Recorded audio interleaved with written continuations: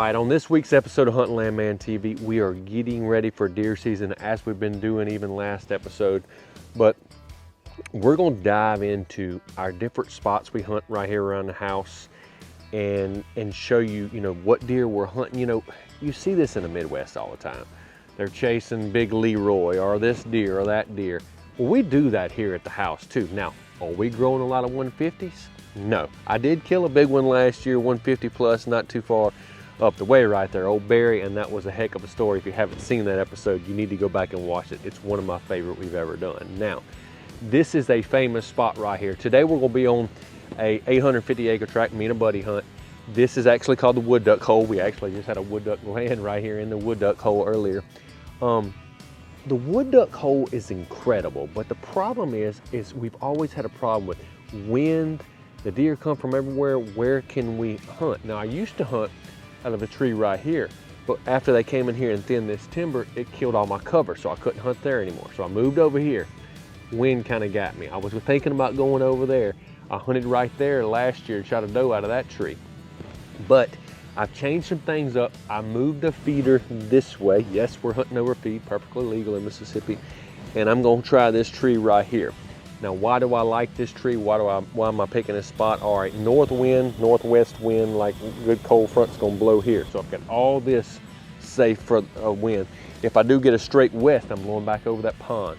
Be perfect, and even can hunt it on the south. So actually anything but an east, I can hunt this stand. So, they say east, you see the least anyway, but I think this is gonna be a good spot. There is a big shooter coming here. Now, we're hunting a couple of different deer, and I'm gonna get Tim to show y'all some of these deer on the episode.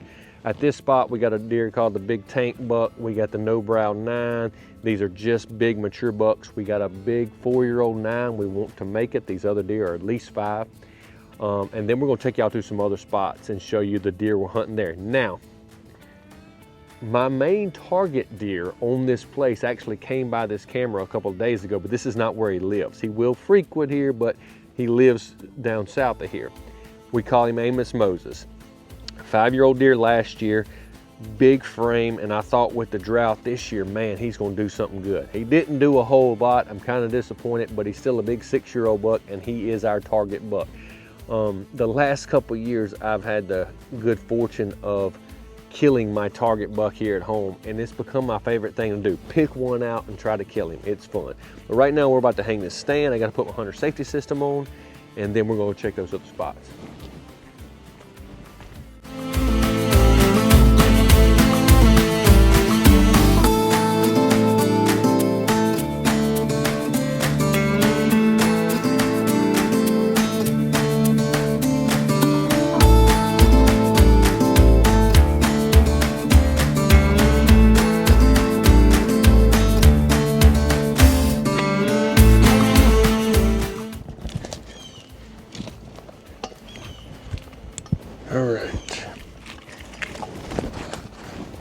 All right, I got that one up. It took a little longer than expected, but I'll get Tim and go back and show y'all. Let me show you.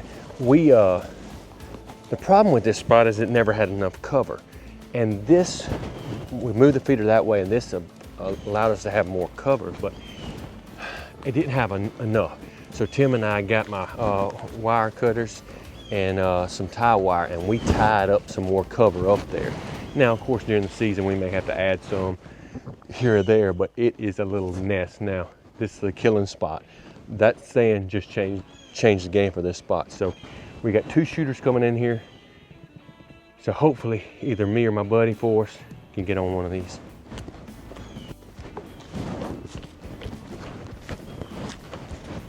Just keep them honest with a little crave.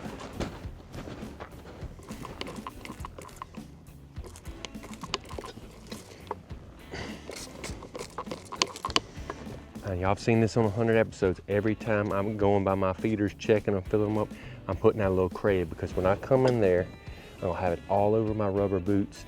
And when that wind at dark goes to just kind of settling and then thermals go down, I'm gonna beat the deer's wind. I'm telling you, this works. Just a little bit here and there.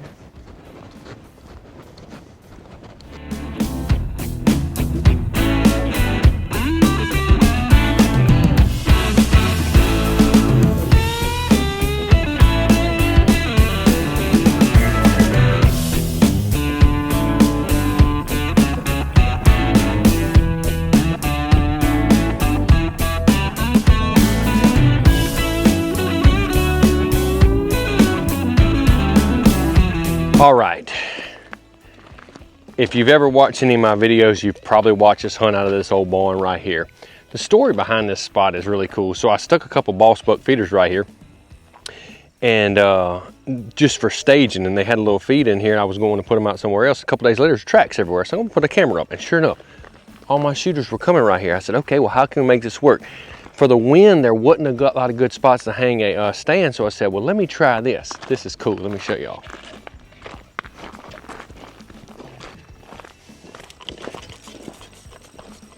So right in here, I'll get Tim to go in there in a minute, but right in here, this is an old hay trailer in there, and I stuck a ground blind on it and actually killed a good deer. Me and Bear Cub did right here, a 6-year-old 8-point right here, and several does, things like that. Had some really good hunts. So I said, okay, this spot's legit. North wind blows right here, northwest wind blows right here. It is perfect. Most of the deer come from right in here. A lot of deer come from right over in here. So I ended up putting this blind here up on this hay trailer. You can get in there, be quiet. I've actually had deer walk through the barn, like under the barn before. I'd always seen tracks, but I actually saw one day when I was in there. So a really cool spot. And this is a spot where Amos Moses likes to come the most. In fact, when he was a 4-year-old, I think we have footage of this, me and Caleb were in that stand, and he walked right up here, and I passed him as a 4-year-old. Almost killed Lone Brow that day. I didn't get Lone Brow done, but a couple of days later, we killed El Diablo, and we're gonna go to that spot next.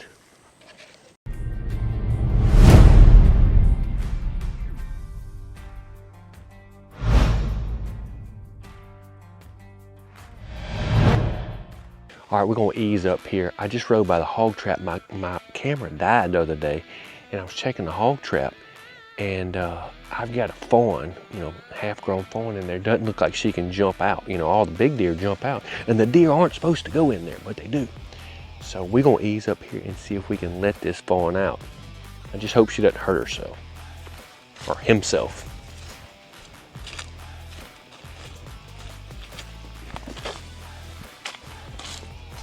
Jump, buddy, jump. Jump, up, up, up. Good news is that net doesn't hurt him,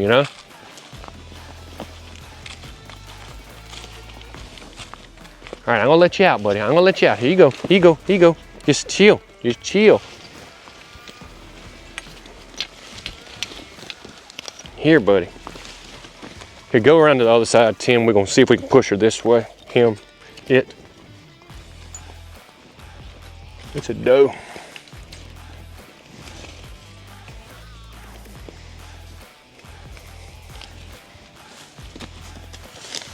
All right, buddy. Go that way, go that way. No, hey, go that way. Go that way, go that way. No, jump out. No, jump out, go that way. Yeah.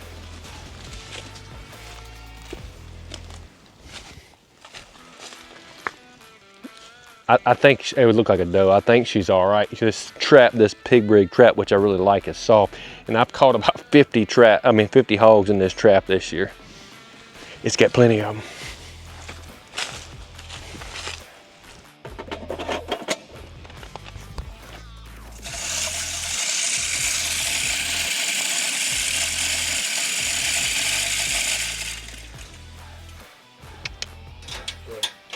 I think like Jury and a bunch of the guys, Lee and Tiffany, they do a great job in the Midwest, talking about how they're killing those deer, transferring them from soybeans to greens and things like that. But look, in the South, where we hunt and how I hunt how you want, we're hunting over feed. And there is a art. You think you're gonna just dump 50 pounds of corn out here in a 5 or 6-year-old buck? This takes years. Let me explain to you what I mean. The reason I have 2 feeders sitting here is because most of my old deer will not eat out of these spin feeders. They'll eat out of those boss bucks because they've been out here for 10 years. Now, everything 4-year-old and younger are eating these. So I'm training these deer to get on a timer to come to that. Now, do they do it every day? No, but what happens is, like if a big buck's coming right here, just like a food plot, 30 minutes after dark. And then you get that cold front. It's gonna be 20 degrees colder that afternoon. You crawl up right there at 2 o'clock, you can kill you a big deer. Case in point, El Diablo. Big buck me and Caleb hunted all year. The day I actually killed him, Caleb went with me. It was the day after Christmas. I'll never forget. You never forget those special hunts. We had a super cold Christmas. This was 2 years ago, y'all probably remember. And then the day after Christmas, the front moved out. We had a south wind. Okay, I can hunt this stand on a south wind, but me and Caleb went and hung, on a north wind. I can't hunt it on a south wind. Me and Caleb went and hung a south wind stand right over there and never hunted it before. I came in here the day after Christmas, self-filming El Diablo, a 6 or 7 year old buck, my target buck for that year. Probably my most memorable hunt. I'll tell you how memorable it was. The deer's 130 inches and I killed a 183 that year, and I will take this hunt every time over that 183 because it was special right here at the house. I had my little girl come help me find him, but a great hunt. I was sitting right there, and one thing that makes this spot so good is you got bedding area right here, different timber here, and different timber in this bottom. And I guess he was bedded up there, had left a doe or looking for another doe, came out there right under me. Never thought he would come from this way with frost on his back, and I was able to make a good shot, and he went 50 yards. You can't beat hunting here at the house. You know, I hope y'all enjoy this episode, and I hope we have good content all throughout this year here at home, because this is what I'm passionate about. This is where I sell land. This is where I cut my teeth on hunting. And look, to me, killing a 160 or 180, that's great. But killing a big mature deer right here where you live, that's everything to me, and I love it.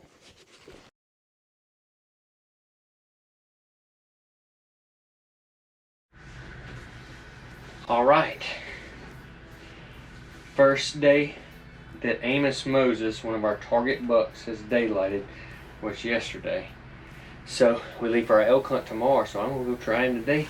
Actually, leave from our elk hunt tonight. I gotta get up at like midnight to get down to New Orleans and get on the airplane. But getting on our clothes, go hunting, hopefully get this buck.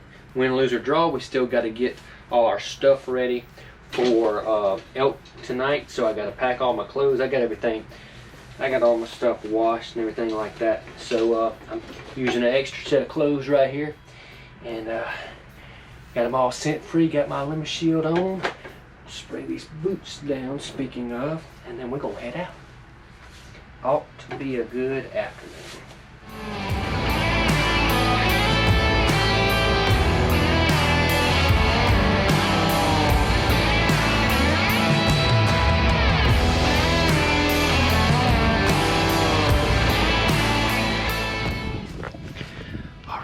In. I drove past my spot because there was a couple fawns and does there, and now I'm gonna grab I already dropped off all my stuff at the blind. Gonna ease in here. Got about 2.5 hours till dark. Should be good. I like that wind. It's actually better than I thought. It's right in my face, blowing straight out of the north. It was more northeast earlier, but it was supposed to switch back north, and it feels like it's done that. May even have a little bit of west in it, which is good for me. Should be good to go. But even if the wind swirls a little bit, which it always does in southwest Mississippi, I sprayed the crave everywhere, and I've been doing it for weeks. And today I went in, of course I sprayed it by the feeder, but I also sprayed it all over my blind to cover any scent from me. You know, I'm kind of training these deer, and I'm telling you, the crave works.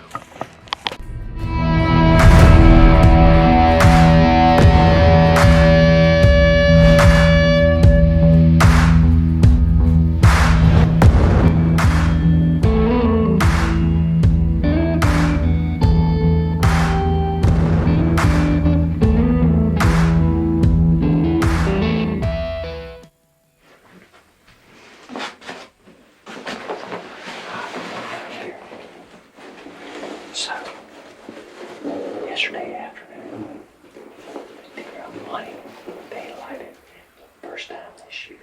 His name is AMOS Moses, and he's a big 6-year-old. He was actually bigger last year. I passed him as a 4-year-old, and he just hadn't done much, but he's a nice, big, mature 8-point on the price. And he's my target.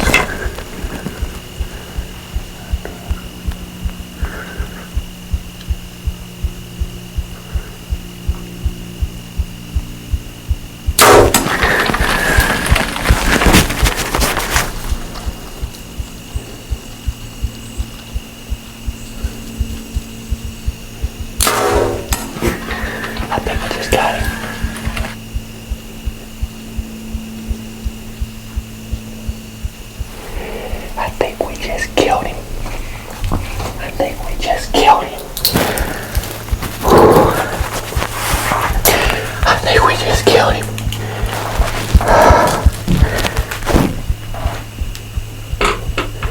I think I just killed him. Look. I know. Oh, let me get a little light in here. Let me get a little light in here. Alright. I know that you're not supposed to take a straight on shot, but I had that deer 25 yards for 30 minutes, and I knew I could make that shot. And I think I did. I'm pretty sure I did. I heard him run out there and stop, so I may have just absolutely smoked him. We shall see. I'm gonna watch it back on the camera. But man, what a hunt! Beautiful footage of him coming in, and he literally was there for 25 minutes. And I think we got him right buck down here in Mississippi. The first buck hunt. The day before we leave on our elk hunt, the first buck hunt. And I killed my target buck. Thank you, Lord. I think we made a good shot. I pray we made a good shot on him. Oh, baby, right buck down. Well, here he is. This is a deer I call AMOS Moses. His frame last year was actually bigger, and when he come through the woods, it's that old song, Here Comes Amos. And just a great buck, self-film. Look, I knew in my mind, I said there's a better chance of me making that shot with him facing me after the third time I drew back than me getting this 6-year-old back in range. I passed this year 2 years ago out of the same spot. I hunted him last year, but couldn't get on him, and I was so busy with Barry that I didn't put a lot of time in on him and didn't get him killed. But he's 6. He actually, I think, was bigger last year. He may be 7. Who knows? But a beautiful buck. And it looks like he got bit by like a snake or something. His head's all swole up. And I'm wondering if that's the reason he daylighted the last 2 days. But at 1 a.m. I leave to go on my elk hunt. So I got a lot of work to do. And I got a broke down truck. But a blessed afternoon. Had an incredible hunt. As good a hunt as you want to have in Southwest Mississippi. I love bow hunting. Can't beat it, Wilson County, Mississippi. All right. Let's talk about this shot. Now, typically frontal shots are kind of frowned upon. I shoot my bow a lot. I got good equipment. I've done this before, let's just say that. As this deer was coming in, and I think I even said this after the hunt, is the chances of me getting this 6-year-old buck that never daylights until the rut in range is a less percentage than me making this shot. The deer was 24 yards. I drew back 3 times. He never would get right. And finally, I drew back. I felt good. And I said, I can make this shot. And at the end of the day, I go out there to kill deer and provide meat and horns for my family. And that's what we did. I wouldn't have it any other way. The deer went 40 yards, and I'll do it again.